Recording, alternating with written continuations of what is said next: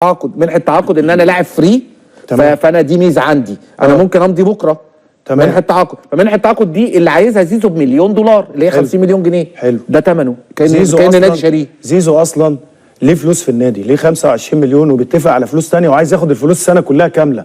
هرجع اقول لك تاني، مجلس الاداره هو السبب في الكارثه بتاعت زيزو.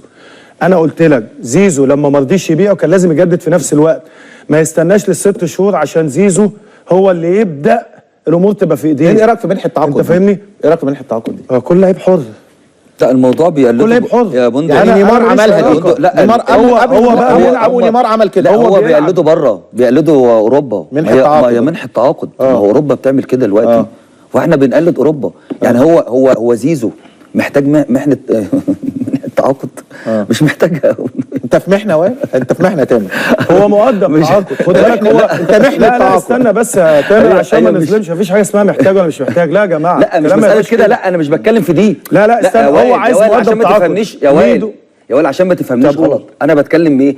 ان انت ليك عقد سنوي. تمام. انت محتاج اللي انت كأن انا شاري زيزو وانا هشتري زيزو لا تاني. هو مفيش. علاقة زيزو بالزمالك نفس علاقة أحمد مظهر مع إسماعيل ياسين لما باع له العتبة الخضراء. قال لك طمعان جيبنا له بيت فلسنجس كله فيه. والأخ ريزو ده نو بينالتي نو زيزو، زي نومان نقراي كده بالظبط. في مصر بيراميدز، واحسن لعيبه في مصر معظمها في بيراميدز. لا انا هقول لك حاجه بقى. ليه انا اخترت ابراهيم عادل؟ في بقى بص هتجيب ناس. ليه انا اخترت ابراهيم عادل؟ انا مش هختار لعيب كل شويه يقعد يهددني بالخليج بالخليج بالخليج.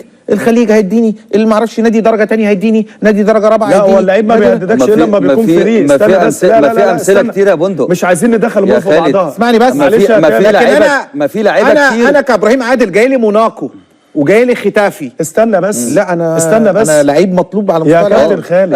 استنى بس يا كابتن معلش عشان ما نوديش المشاهد في حته ثانيه. انا النهارده لما يبقى فاضل لي 6 شهور ومن حق امضي، انا بقول ايه؟ انا جاي لي وجاي لي وجاي لي، انا حر.